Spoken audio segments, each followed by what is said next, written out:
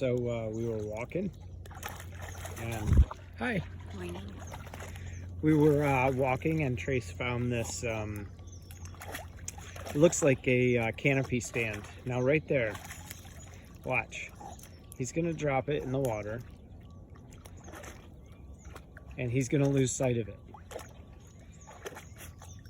Now, this is where one of the things that we know is the Department of Psychology at the University of Florida states that dogs solve problems like humans and higher primates, meaning they experiment. And based on the limitations of our senses, we will adapt. But look at how he just found that. He actually lost it in the murkiness of the water. And so he used his paws to search around. So that means that he figured out how that thing stands up, what it feels like, because what's the difference between that and like a large rock?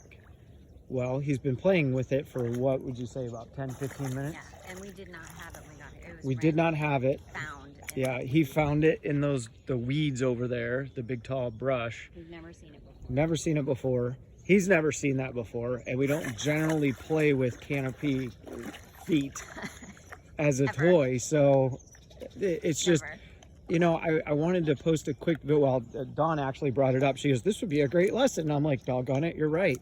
So for those of you in our training group, here's the deal. Okay, see there, look. See, he felt with his paws.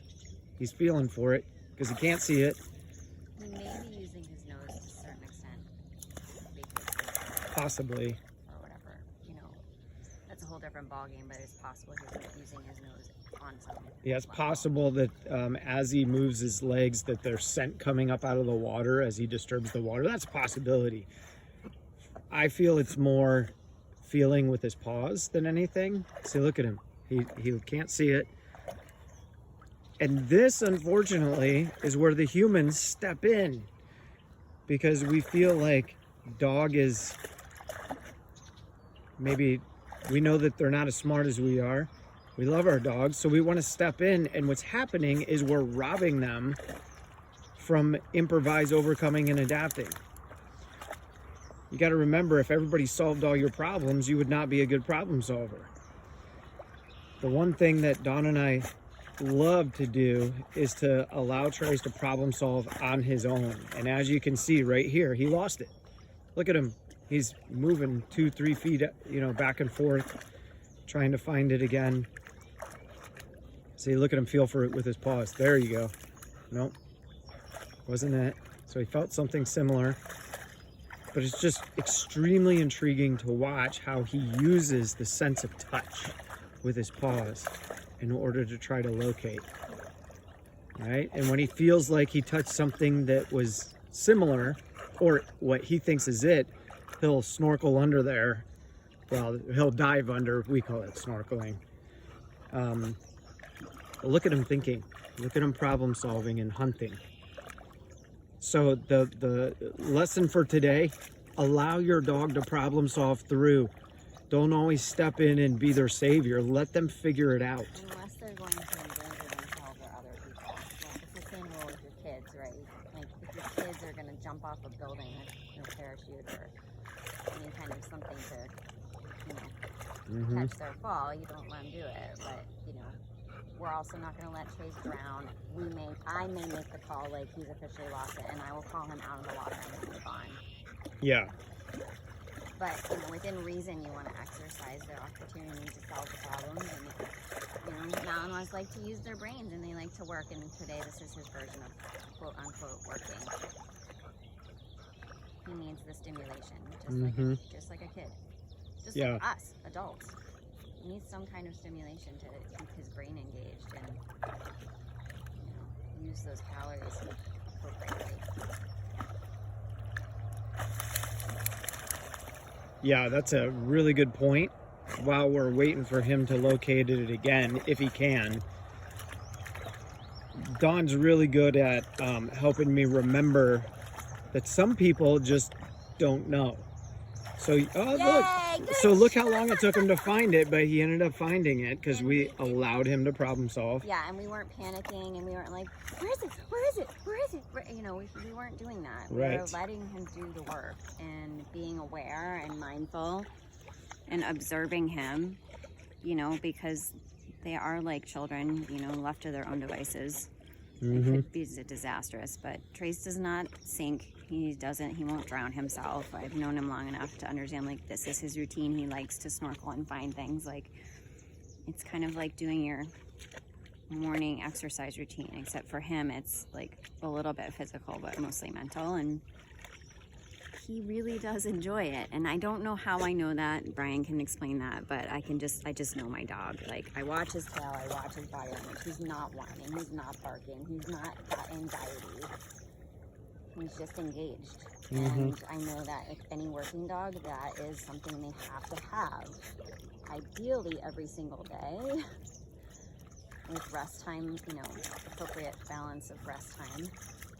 But he's happy, and when he's done, he's done. Like this, I can tell him he's done me if I'm in a rush to go somewhere, but you know, for the most part, he'll come out and lay down or whatever, or we just call it because we have to go. But giving them time to engage, and it's pleasurable to me as his handler to watch him work.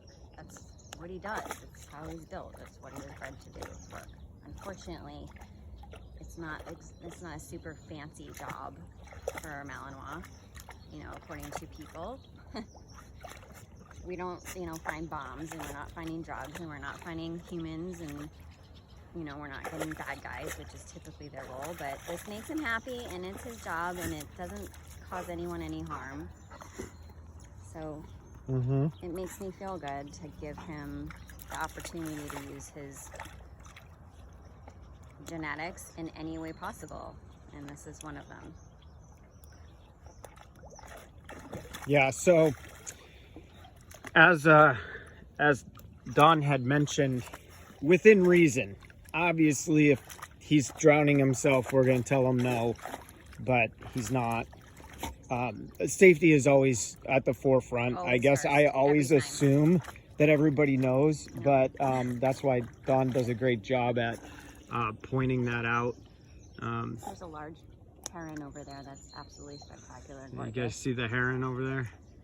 But anyways, yeah, so within reason, but allow your dogs to problem solve, allow them to exercise their brain, allow them to use their different senses. Just because they lost something, give them the opportunity to try to problem solve and figure it out. I promise you, it's super good for them, super healthy, and it cures a lot of boredom as well. Yep.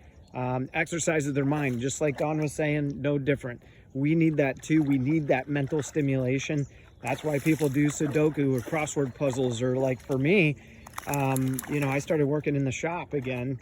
And you like to pick locks. And I love to pick locks. So like, to me, that's a challenge, especially when you have like a security lock with special pins. It's like a puzzle that you can't see. So I have to use the feeling in my fingers, and it's peaceful for me. It makes me think and all that other stuff. So yeah, let your dogs problem solve. Don't always step in and help them figure things out. Give them the opportunity to do it. And sometimes Dawn and I will let Tracer go for 15-20 minutes.